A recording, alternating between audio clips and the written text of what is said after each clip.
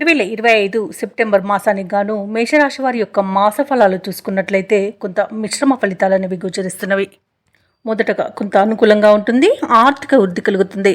శుక్రగ్రహ అనుకూలత వలన వృత్తి ఉద్యోగాలలో మంచి రాణింపు ఉంటుంది, ధనవృద్ధి కలుగుతుంది. విద్యార్థులకు కూడా మంచి కాలంగా చెప్పవచ్చు. పోటీ పరీక్షల్లో విజయాన్ని కూడా సాధిస్తారు.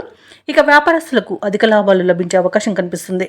ఇక మాస ద్వితీయార్థంలో చేసే పనులలో ఆటంకాలను, విరోధాలను ఎదుర్కొంటారు. మాట తీరు వల్ల ఇబ్బందులను ఎదుర్కొంటారు. చేసే పని వలన శ్రమాధిక్యత అనేది పెరుగుతుంది.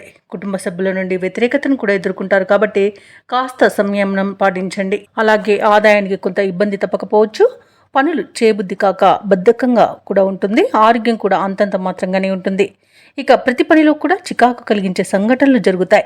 సంతాన రీత్యా ఇబ్బందులను ఎదుర్కొంటారు. స్త్రీ సౌఖ్యం తక్కువగా ఉంటుంది. ప్రయాణాలు ఎవరైతే చేస్తున్నారో వృత్తి రీత్యా కష్టాలను ఎదుర్కొంటారు. ఇక కోపం అధికమవడం వలన గొడవలు, వివాదాలు చోటు చేసుకుంటాయి. మనస్పర్ధలకు తావు ఇవ్వకండి.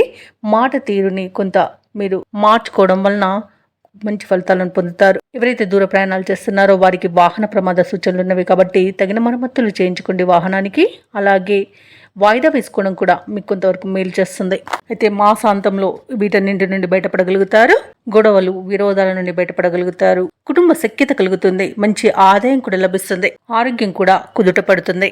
పెద్దల సలహాల వలన మేలు జరుగుతుంది కాబట్టి తప్పకుండా వారి నుండి సలహాలు తీసుకోండి.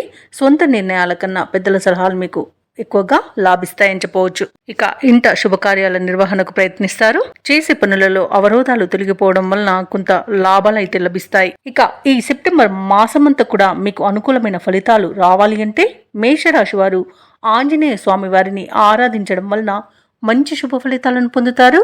అలాగే పనులలో వచ్చే ఆటంకాలని తొలగించుకోగలుగుతారు. ఈ వీడియో నచ్చినట్లయితే లైక్ చేయండి, షేర్ చేయండి. అలాగే సబ్స్క్రైబ్ చేయడం అసలు మర్చిపోవద్దు. మీకు అంతా శుభమే జరుగుతుంది.